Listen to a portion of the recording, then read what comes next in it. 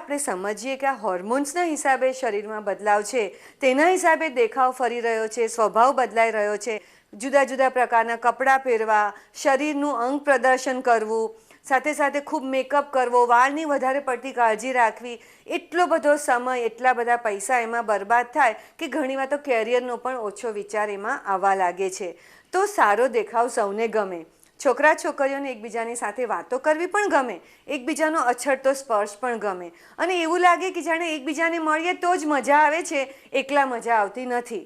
અને સાથે સાથે સેક્સ્યુઅલ ફિલિંગ્સ પણ જાણે નવી જ ઊભી થઈ રહી છે, સેક્સ્યુઅલ એટ્રેક્શન વધારે થાય છે, લવ સ્ટોરી વાંચવાનું વધારે મન થાય છે, કોઈ વાર ટીવી પ્રોગ્રામ જોવાના હોય કે પિક્ચરમાં જવાનું હોય તો લવ સ્ટોરી હોય જેમાં સેક્સની વધારે વાતો હોય તેવું જ જોવાનું, સાંભળવાનું, વાંચવાનું ગમે છે. આ નેચરલ ફિલિંગ્સ છે, પણ તેના તરફ તમે કેટલા દોરવાઈ જાઓ છો કે કેટલો કંટ્રોલ રાખો છો, કેટલી સમજણ રાખો છો, તેના ઉપર તમારા ભવિષ્યના જીવનનો આધાર રહેલો છે.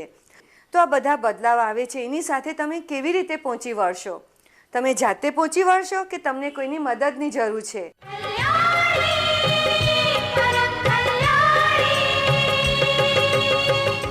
આપણા ખાસ કરીને શાળાના જે અભ્યાસક્રમો છે એની અંદર જ્યારે આપણે વિજ્ઞાન ભણાવતા હોઈએ છીએ, એ વિજ્ઞાન ભણાવતી વખતે વ્યક્તિની જેમ કે માણસની આંખો છે કે એના કાનની રચના છે, એ બધી રચના વિશે આપણે વિજ્ઞાનના શિક્ષક ભણાવે છે.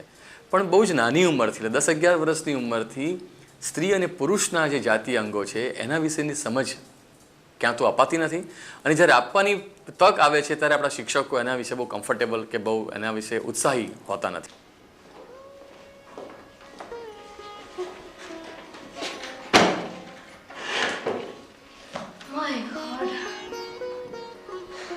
કેમ સીમાબેન, આજે કેમ આટલા બધા દુઃખી લાગો છો?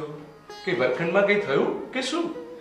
અરે નયનભાઈ, શું કહું તમને, આજે વિજ્ઞાનના વિષયમાં આપણા શરીર વિશે જાણો એ સબ્જેક્ટ ઉપર હું ભણાવતી હતી, પણ છોકરાના મનમાં ઉદ્ભવતા પ્રશ્નો સાંભળીને મને તો ખરેખર બહુ જ આઘાત લાગ્યો.